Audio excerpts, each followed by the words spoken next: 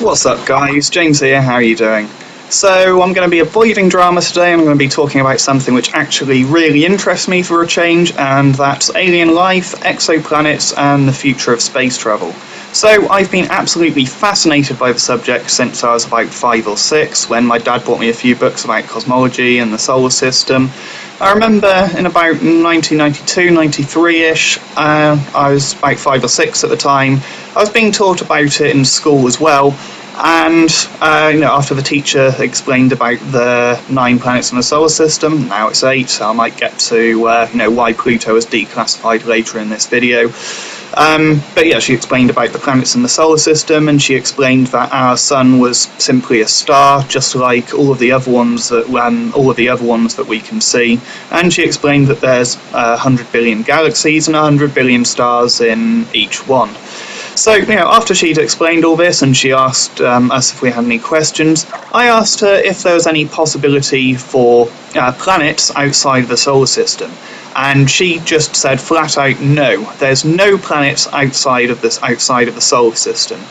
Now, even at that young age, I realised that this was simply nonsense, and it was at that moment that I realised that, yeah, adults can be just as dumb as kids. I knew that planets were extremely small in proportion to their stars. I also knew that they didn't give off any light, so they'd be very, very difficult for us to actually spot. And also there was simply no way that we'd studied all of the 10 hexillion stars in the universe. It's the same attitude which people have had for millennia. Since humans were around, probably, we've had this attitude that the Earth and our solar system is in some way just special and unique. We thought that the Earth was flat at one point. Then we believed that the Earth was the centre of the universe. Then we believed that the Sun was the centre of the universe. It seems that the more we learn about cosmology, the more we learn that we really aren't actually that special. The Sun's a pretty average star, and there's billions of them. So it wasn't until 2005 when I actually got to have a little laugh to myself about how she was really wrong on the subject when we discovered the first exoplanet. And it wasn't until 2003 when we actually started discovering them quite regularly, and since then it's been increasing exponentially. So, especially over the last year, we've been discovering hundreds of them. It's really quite incredible how many we've discovered. Our instruments are getting better all the time, and we can discover smaller and smaller planets with far greater accuracy. And I actually discovered my own exoplanet quite recently, and the lovely Zongit Chris did a painting for me. I know you can't see it very well there, so I'll flash up a couple of images on the screen now. So, a lot of that is pure artistic license. All that we actually know is that the Sun and the star in that system is about 0.6 solar radiuses. We know that it's a few hundred degrees cooler than our Sun, and we know of 2 planets there. The first one, the main one in the painting, which is there, is I'm calling Karina, because Zongits did the painting for me. And we know it's roughly Neptune-sized, it has an orbit of about 90 days, and that would roughly put it in the habitable zone of the star. Unfortunately, because of its size, it's most likely a gas giant, so it's very, very unlikely that there could be any life on it. But Zongits did draw some moons around the star. The painting's done from the perspective of just behind a moon which looks similar to Mars in terms of its texture and its landscape, and there could well be moons like that around it which could support life.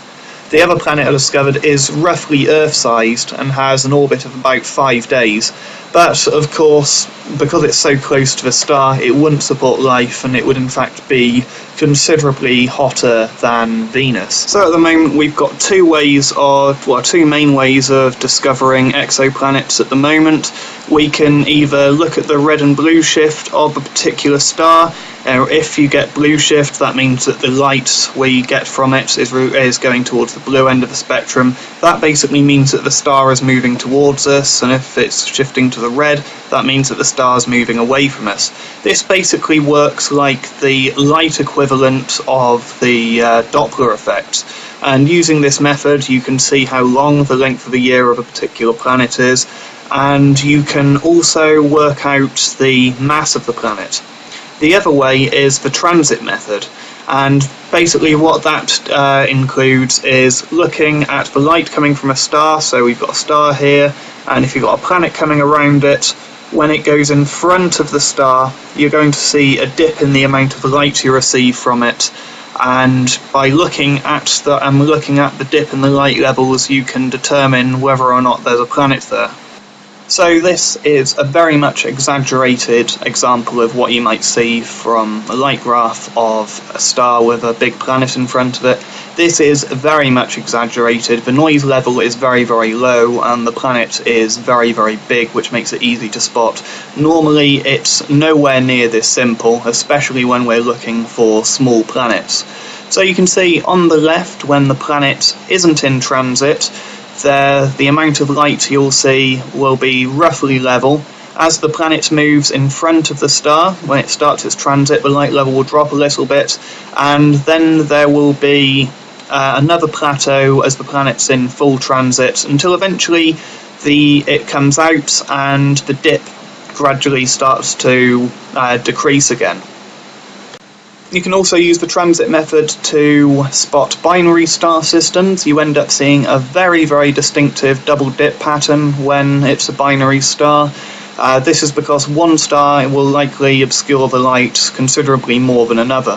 How you can tell that this isn't simply two different planets is that for a start, the dips will be considerably larger than anything you'd see from planets, even from hot Jupiters.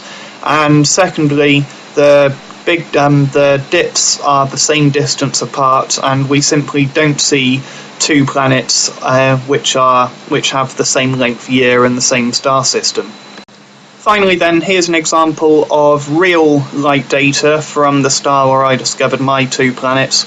Outlined, I've got where I suspect the Neptune-sized planet is, and I couldn't say that that was real and not simply a glitch until I'd spotted the same level of dip on 3 separate occasions, and the same for the Earth-sized planet, which is considerably more difficult to spot.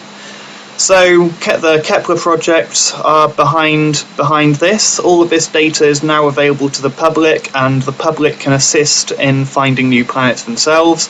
You can help discover new planets at planethunter.org, and of course I'll leave a link to that down in the description. It's worth repeating that finding Earth-sized planets within their habitable zone is still an extremely difficult task. Not because these planets are particularly rare, but simply that we need extremely sensitive equipment in order to do so. And, there's good reason why it took us so long to even find what we'd classify as hot Jupiters. That's giant Jupiter-sized planets orbiting extremely close to their parent star. So, finding an Earth-sized planet around a star is basically equivalent to spotting a fly going in front of a car's headlight from thousands of miles away. The equipment we need has to be so precise that there is very good reason why we haven't been able to do so until extremely recently. So most of the planets we discover are what we classify as hot Jupiters. Very, very big planets aren't too difficult to spot, and also if they're very close to the parent star, then we don't have to wait too long before we actually spot a transit. So people actually think I'm pretty crazy for saying this, but I think we'll have pretty solid evidence of alien life within the next 3 to 5 years. Now, the reason I'm saying such a small amount of time is because we've been discovering hundreds of planets over the last few years, and we'll be able to use spectrography in order to detect the atmospheric composition of the atmospheres of exoplanets. We might detect high levels of certain organic molecules. We could also detect fairly rich amounts of oxygen in an atmosphere, and that would be pretty good evidence that there was life causing it. Now, the reason for this is that life seems to be the only way in which to get a lot of oxygen in an atmosphere like we have on Earth. Because H2 is the most common molecule in the universe. Water is the second most common, because when you've got oxygen, chances are there's also going to be a lot of hydrogen as well, and that will end up forming loads of water, and the oxygen simply won't be free in the atmosphere. It seems that the only way we know at the moment is for a biological process such as bacteria converting carbon dioxide into oxygen. In terms of what life would be like outside of Earth, I think we may actually be quite surprised by how similar it is to what we see here. Now, a lot of it is pure speculation, but I do think that there's certain assumptions which are quite reasonable. Now, for a start, the laws of chemistry and physics are the same throughout the universe from our observations. So, we can look at the orbit of planets, we can look at the stars themselves, we can look at the chemical composition of them, we can look at how much energy they give off, and from that alone we can determine the speed of light's consistent, we can determine that the strong and weak nuclear forces are the same because of the fusion process from the star, we can determine that electromagnetism acts the same, and we can determine that the same elements are there, which we would know anyway because of our knowledge of the periodic table. When it comes to life, there's certain chemicals which we can rule out of the process, and other chemicals seem extremely likely. Carbon, for example, seems like the most logical thing. Like the most logical organic element, simply because it's extremely versatile. It can form in flat sheets, tubes, balls. It can form little hexagons. It's flexible enough that it can be. It's flexible enough so that it can form a very wide variety of complex shapes and work in many different situations, and it's also reactive, but not so reactive that it becomes unstable. The planet is most likely to have lots of a liquid, because chemical reactions happen a lot better in liquids than they do in solids or gases. The planet would have to be close to that liquid's triple point as well. So Earth is close to the triple point of water, so we've got liquid, solid, and vapor water on Earth. It's possible that it could use something like methane, like we see on Titan. Titan also, it doesn't have a water cycle, it has a methane cycle. There's rivers of methane, oceans, there's clouds, there's rain. So that's another possibility as well. It seems likely that life will be based on nucleotides and amino acids, because their chemical, the way they're constructed, seems to have unique properties which seem to be necessary for complex life. So they can form in chains. They can be broke down. They can work as what you would call a code. And they can curl into complex 3D structures. So it does seem extremely likely that that's the case.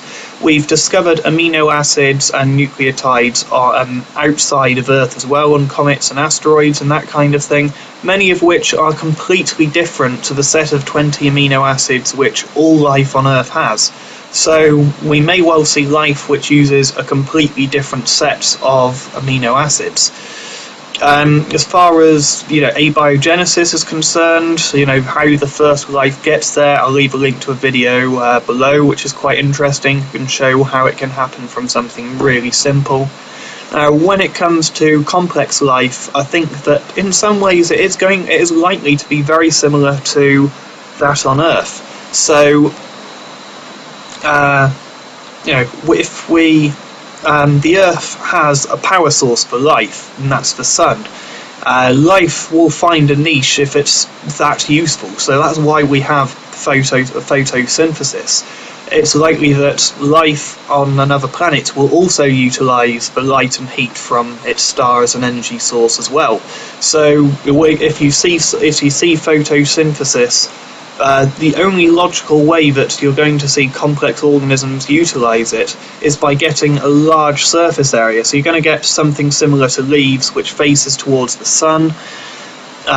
Also, they're going to try and compete with each other, so they'll grow tall and thick if there's a lot of gravity in order to outcompete the other organisms. It's also likely they're going to be rooted to the spot because light doesn't give you that. It gives you a lot. It gives you enough energy to live, but not enough to really move about very much. So it's likely that the equivalent of plants is going to be rooted to the spot, large surface area like leaves, and quite tall. So you'll have things similar to trees. There will also be things which will eat the plants because, like I said, life finds a niche. If there's an opportunity it can exploit, it's going to evolve in order to do so. You're then going to see things which eat the plant eaters, and you're going to see things which eat both. You're going to see things which break the top of the food chain down so that the things at the bottom of the food chain can utilise it. So, if that wasn't the case, the life there would go extinct very, very quickly. So in those ways, I think it is likely you're going to see things very, very simple. If there's complex life as well, you're going to see things utilise as much of a planet as possible. You're going to see things in the water, the land, and the air. You've got fish, land animals, and birds, or insects, effectively. You're going to see things which are very, very similar. Also, you've got there's things like convergent evolution. Now, lots and lots of animals which don't share a common ancestor on Earth have evolved similar solutions to deal with similar problems, such as insects and birds and reptiles and mammals have all found ways of flying. Even some fish have found ways of flying. They've separately evolved wings. It's the only solution to deal with that particular problem, so it's likely that will be the case on another planet. If you've got photosynthesis, it's likely that on complex life, it's likely you're going to have animals which utilise that in order to be able to see and avoid predators and hunt. So you'll see eyes evolve. Now, on Earth, you've got octopuses and vertebrates. Both have the same camera eye style. They evolved that completely separately, yet the design is very, very complex and is nearly exactly the same in many ways. So, that shows that they found the same solution to the same problem completely independently from one another. And it's likely that would be the case when you've got complex life on another planet. Also, there's good reasons why hearing would evolve, being able to detect vibrations, being able to avoid things which are poisonous. You're going to have taste and smell. It's guaranteed that you're going to have touch. Something, if it detects a predator on them, it's going to move. If it doesn't, something would evolve in order to do that, and the ones which do would completely dominate the gene pool. So there are certain things which I think are reasonable to assume. So, sorry about the change of scenery, my flatmate's gone to bed now, so I'm having to film the rest of this downstairs. Now, when it comes to sentient life, I also think that there may be many ways that it's going to be it would be very similar to us. For a start, it's quite likely, I think, that they may be bipedal. Certainly, with humans, our brains didn't really start expanding that much until a little while after we became bipedal, and then our brains expanded to 3 times the size in the space of about 4 million years. Now, nature and evolution simply doesn't like waste. If our brains use a lot of energy, processing uses a shitload of energy, and having extra power there which we don't need is going to work very much against us. Without having the dexterity that we do by standing upright and having our hands free, and being able to make tools and that kind of thing. Having all of that extra brain power would have simply just gone to waste and would have been selected against. There's good reasons why our brain expanded so much after we became bipedal. There's good reasons why elephants, despite the fact that their brains are 3 times the size of ours, can't really do very much because they're not bipedal. Their their equivalent to arms is specialised for walking, not for doing doing dexterous things. When it comes to technology, on very, very early stage, it seems very likely that they would have harnessed fire to keep warm. They'd have built shelters. They'd have built weapons. They'd have done the same kind of things to aid survival that we did. They'd have had to protect themselves. They'd have to build shelters, that kind of thing. When it comes to higher level technology, I think eventually they would have discovered certain objective truths about the universe. It's very likely that they'd understand chemistry, they'd understand maths, and they may well have a periodic table which looks exactly the same as ours because they've got the same elements to deal with. They'll understand the difference between metals and non-metals and that kind of thing. When it comes to long distance communication, there's only really a few ways you can do it. You can do it either with wires or by sending an electromagnetic signal. Works most efficiently in the radio end of the spectrum. And they could also use neutrinos to send long distance signals. That would be quite an interesting possibility as well. They'd most likely discovered and most likely invented the wheel. They'd have transport. If they have a very large population, which you really need if you want to make advanced technology, they'd have had to have fed that population. They'd have tall buildings to house people with multiple layers. There's many ways which they would end up extremely similar to us. Of course, there's a hell of a lot of different ways that they'd be vastly different. But all I'm saying is that I think we'd end up actually being surprised by just how similar they might end up being. So finally, I'm going to talk about the possibility of first contact and the future of space travel. So first off, I have to make this clear, I do not believe that alien life has ever visited Earth, for the simple reason that there seems to be virtually no evidence of this. And I do not believe that faster than light travel is possible, for the same reason I don't believe in time travel or super saiyans.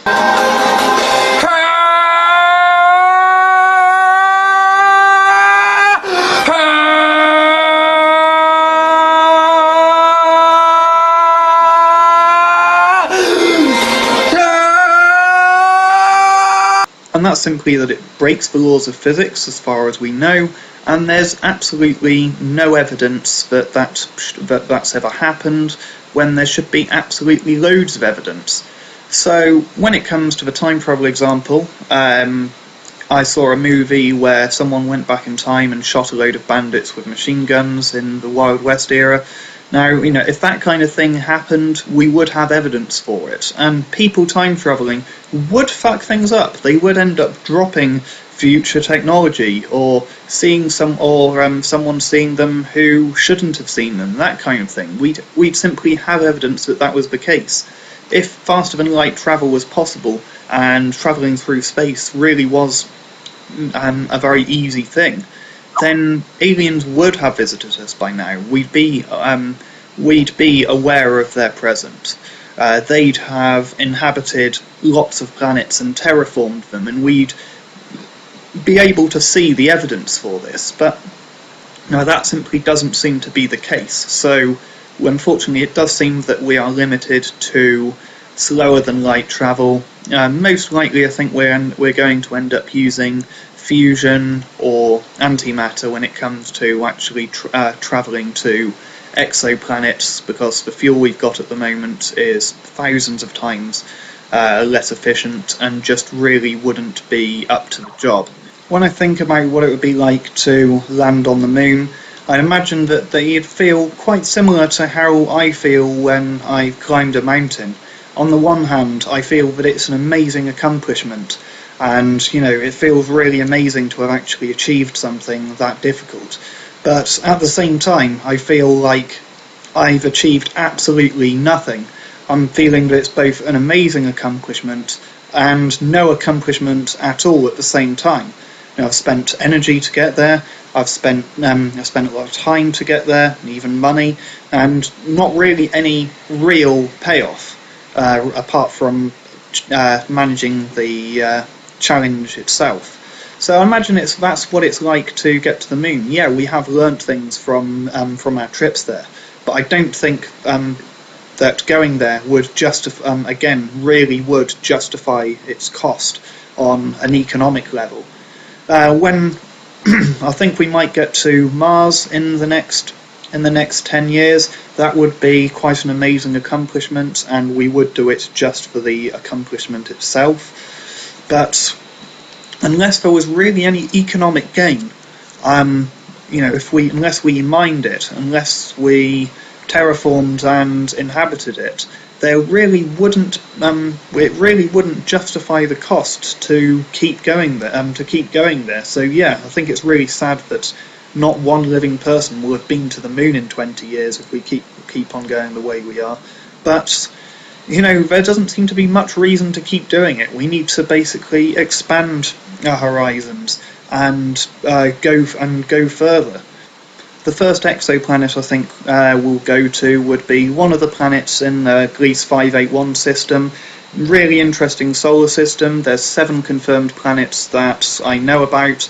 2 of them are very, very close, if not in the habitable zone, so it would make a very good candidate. And it's only 20.5 light years away. Realistically, I do think that getting there is achievable in the next 200 years. We'll have had fusion power for a long time then, and with fusion power we could expect to get to about 20 to 30% light speed. Not only that, but we'd be able to fuel the ship using just a few tons of water. We'd be able to have some of that as drinking water, and then you'd use electrolysis to split that into oxygen, which we'd use for the crew and the ship, and hydrogen as the fuel source for the fusion. Then there'd be no harmful emissions, no radiation, very, very clean method of transport, and I think that certainly is achievable. Once we've been to there, unless we can actually really colonize it or mine things from there, again, the accomplishment is enough. We're not going to keep going there just for the sake of keeping on going there. And the next challenge on from there would be to make first contact. When it comes to first contact, I think that it's more likely that aliens will make first contact with us than the other way round, for reasons which I'll get into in just a sec. But the reasons for making first contact would be either to examine them, or to contact them, to communicate with them. I think that the chance of aliens or us going to another planet just to start war, just to screw them over, is extremely unlikely. We wouldn't just attack them because they would fight back. If we just wanted land, we just wanted minerals, etc., we would choose an easier target than a planet with sentient life. And I don't think that aliens could possibly be that much of thoughtless killers either, unless they decided that we would be a threat to them eventually. So yeah, if we just wanted land and minerals, we'd go to a different planet. If we were going to a planet with sentient life, it would be to make first contact more than likely. So why I think that it's likely that aliens would make first contact with us first. Well, if aliens are sent, if you look at aliens on another planet, with the age of the universe being 13.75 billion years old, the chance of them being on a very, very similar level of technology to us is extremely slim. They'd either be thousands or millions of years behind us, or thousands of or millions of years ahead of us, more than likely. And if they're on a sentient level, we are very much on our infancy, so it's more than likely that they are going to be a long way in advance of us if they're actually sentient. So, how would they make first contact? Well, one way I think we could end up looking for life is looking for for a planet which gives off loads of light. Our planet, because we have the technology that we do, because since the Industrial Revolution, since we've had streetlights and that kind of thing, since then our planet has been giving off more and more and more light, and if aliens spotted they would realise that our planet is a very, very good candidate for making contact with. Now, for an alien to have reached us by, say, the year 2000, they would have had to be at an absolute maximum of 50 light years away if they could travel at the speed of light. That's because in 1950 they'd see the Earth as it was in 1900. If they were any further away than that, they'd have seen the Earth as it was earlier, when it wasn't really giving off very much light because we didn't have technology, and so they wouldn't really pay much attention to us. So yeah, if they saw the Earth as it was in 1900 at 1950, theoretically they could get to us by the year 2000. Now, I think it's just extremely unlikely that there's any intelligent life within 50 light years away. Within a couple of hundred, maybe within 1,000 light years, I think it's pretty probable. So I'd say we're looking at about 2,000 years before we make first contact with any aliens. So anyway, that's my thoughts on it. Thanks for watching. Comment, rate, subscribe, and I'll see you soon. Bye.